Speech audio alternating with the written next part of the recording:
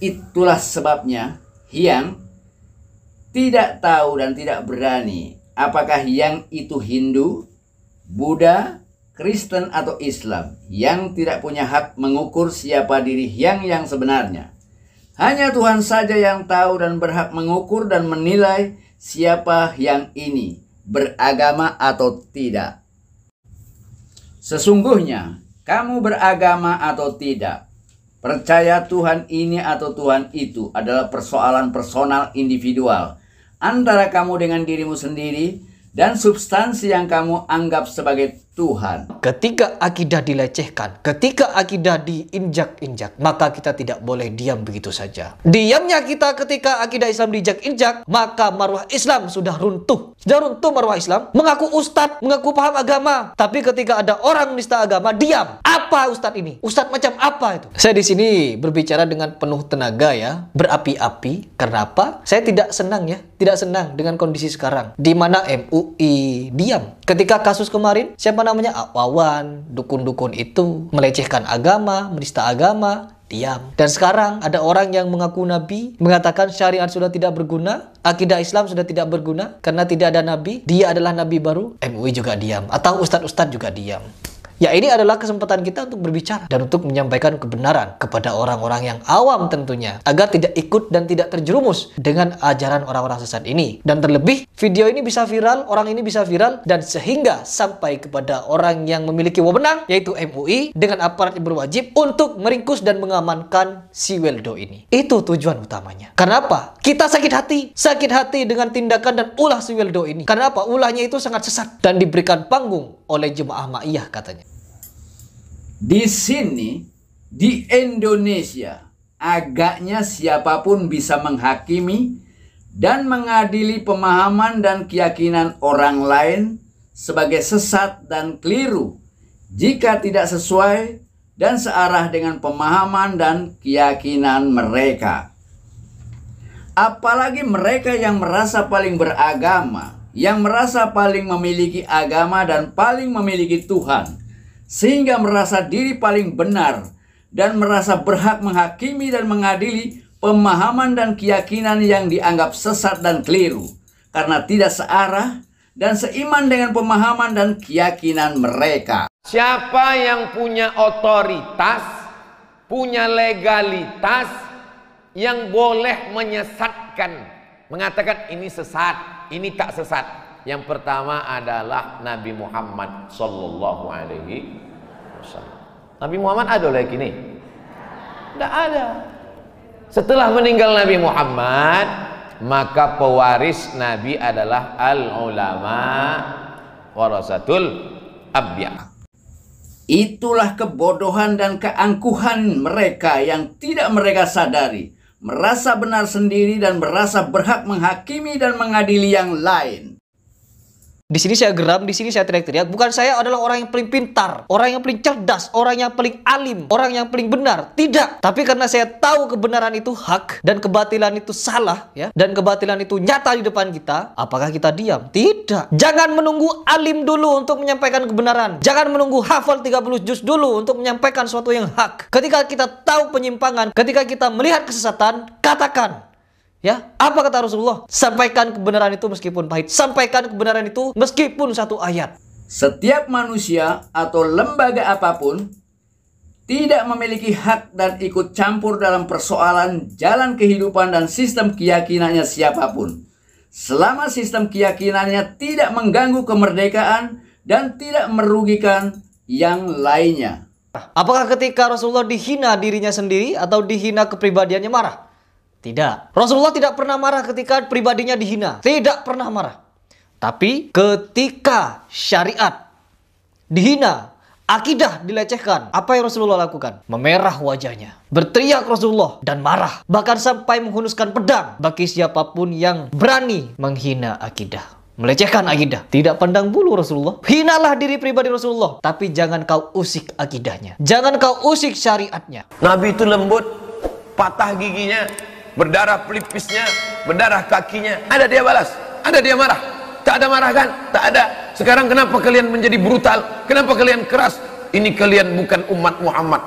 Nabi Muhammad itu lembut, santun. Ini pemutar balikan fakta. Kapan Nabi tak marah? Ketika terkait dengan pribadi dia, dia tak marah.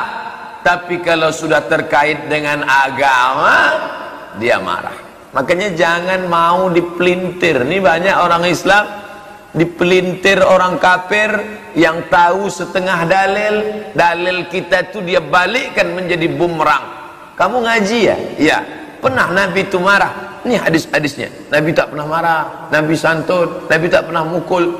Illanya dia potong. Illa ayyun ta'aka syai'un min ma'arimillah. Kalau hukum Allah dipijak, kalau Al-Quran dihinakan, fayantaqimu lillahi azza wa jalla, maka Nabi marah, Nabi membalas. Begitupun yang terjadi sekarang. Kenapa di sini saya teriak-teriak? Bukan berarti saya marah-marah ketika diri pribadi saya yang dihina. Tidak. Kalau diri pribadi saya yang dibully, dihina, dilecehkan, saya akan maafkan. Tapi kalau syariat, akidah yang dibela Rasulullah dari pertama dia menjadi Rasul sampai ia wafat, dihina oleh orang zaman akhir ini, saya tidak akan tinggal diam. Tidak akan pernah tinggal diam. Di sini, orang yang berhak berbicara masalah agama harus orang beragama. Orang yang berhak berbicara masalah kesehatan harus dokter katanya. Orang yang berhak berbicara masalah politik harus pejabat katanya. Karena di negeri ini, para penghuninya lebih menghargai pakaian dan status sosialnya daripada perkataan dan perbuatannya. Karena ini kaidah, ad-dinu huwa dalil. Agama itu persoalan dalil, bukan persoalan pendapat atau persoalan opini yang berkembang. Kalau setiap orang mengeluarkan opini dianggap sebagai bagian dari agama, maka setiap orang nanti bisa berhujjah dengan apa yang dia ingin sampaikan. Nah sekarang, musibah bagi kita, sebagai ujian bagi kita saat ini, hampir semua orang sekarang bicara masalah agama. Politikus bicara masalah agama, ekonom bicara masalah agama, insinyur bicara masalah agama, bahkan kalangan awam bicara masalah agama. Dan yang paling dikhawatirkan oleh Nabi, ada orang-orang nanti di masa depan, kata Nabi, yang bicara masalah agama dan menjadi fitnah dalam kehidupan. Para penghuni negeri ini lebih menghargai dan menghormati manusia karena pakaian dan status sosialnya, bukan perbuatan dan perkataannya. Di negeri orang yang nampaknya beragama ini, seolah ada tradisi budaya turun-temurun bahwa yang berhak bicara masalah agama harus orang beragama. Dajjal kadzabun ini, dajjaluna kadzabun yuhadditsunakum, akan banyak bicara kepada Anda bima lam tasma'uhu wa la yasma'unahu aba'ukum. Ternyata Masya Allah, dia akan bicara berdusta, bukan urusan agama, tapi bicara masalah persoalan, bukan urusan dunia ya. Jadi bukan urusan perdagangan, bukan urusan materi dunia, tapi kata Nabi, dia akan bicara kepada Anda tentang urusan agama Anda yang membuat kita kaget. Maaf, pernah dengar pernyataan ini bisa? Semua agama itu sama. Dalam pandangan spiritualitas, semua agama sama dan setara. Semua agama itu sama, menuju pada Tuhan yang sama, cuman caranya beda-beda. Pernah dengar pernyataan itu? Tayyib, siapa yang menyampaikan? Orang pintar atau orang bodoh? Orang pintar. Kalau orang bodoh sampaikan itu, Anda bisa tinggalkan. Tapi yang bicara, ada yang akademisi, ada yang gelarnya banyak, S1, S2, S3, sampai profesor dan sebagainya ya. Ada pernyataan yang tadi malam sampai kepada kami ya, Masya Allah disampaikan ya, ada minta pendapat bagaimana statement seperti ini. Ada yang mengatakan Allah tidak perlu dibela, Allah bisa disebut dengan namanya apa saja, bisa disebut dengan nama A, nama B, nama C. Allahu Akbar. Kenapa Quran kemudian turun mengatakan jangan sebut Lata, jangan sebut Uzza, la taqulu thalatha, jangan sebut satu di antara tiga ya. Kalau Allah bisa disebut dengan nama apa saja, mustahil Quran menafikan nama yang lain. Kalau kemudian semua agama sama, untuk apa Islam diturunkan kemudian menghapuskan kepercayaan yang ada pada masa itu? Ada sesuatu yang keliru di situ. Hati-hati ya. Iyyakum wa iyyahum. Hati-hati dengan mereka ini, kata Nabi, karena itu yang paling berbahaya. Dan yang berhak mengalami mukjizat dan pengalaman-pengalaman religius harus orang-orang yang sudah dikenal secara sosial sebagai seorang ahli atau pelaku agama. Mereka benar-benar merasa sebagai pemilik agama satu-satunya. Ada kejadian-kejadian yang luar biasa yang terjadi pada manusia. Jika kejadian luar biasa terjadi pada Nabi dan Rasul, namanya mukjizat. Jika kejadian terjadi kepada selain Nabi dari orang-orang soleh, namanya karamah, orangnya ahli sujud.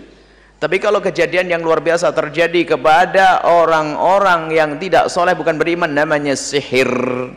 Orang mati dihidupkan, hujan diundang turun, bayi kecil tepuk langsung gede kau, perempuan gak bisa hamil, ayo. Ada lebih dahsyat lagi, Dajjal. Itu fitnah Dajjal lebih dahsyat lagi. Dajjal itu mah kecil, itu Dajjal kecil namanya. Karena di sini, di Indonesia, hanya orang-orang yang sudah dianggap sebagai pendeta, sebagai ulama, sebagai kiai, atau sebagai pemangku agama yang berhak berbicara tentang agama, tentang Tuhan, tentang kehidupan sesudah kematian. Dan tidak peduli apapun yang mereka katakan, salah atau benar, logis atau tidak, sistematik atau tidak, ilmiah atau tidak. Ketika menyebutkan Allah, perhatikan. Quran surah 47 ayat 19. Fa'lam, Anda mesti punya ilmu.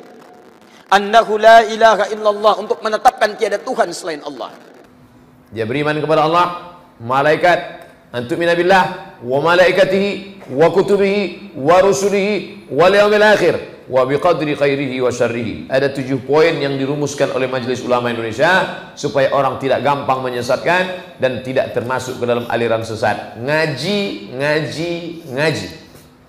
Ngaji yang terbuka, bukan inklusif, bukan eksklusif tertutup, tapi ngaji betul-betul mengikut Al-Quran dan Sunnah jadi pedoman. Quran, hadis, ijma', qiyas, syar'u man qablana, saddu zara'i, istihsan, istishab, qaulus sahabi, urf. Kaji usul fikih. Jangan diam. Karena apa? Diamnya orang ahlul hak ketika melihat kemungkaran yang dilakukan oleh ahlul batil, maka itu akan membuat ahlul batil itu merasa benar. Ya? Dan di sini kesimpulannya, orang yang ahlul hak ini lebih parah dari orang yang melakukan kemungkaran tersebut. Kenapa? Mendiamkan kemungkaran depan matanya. Minimal kalau tidak ingin merubah dengan tangannya, dengan nasihat, dengan kata-kata, buatlah video. Ya, buatlah video untuk menyatakan, melawan, menentang orang yang sudah sesat ini dan ingin menyesatkan akidah ini. Seperti itu.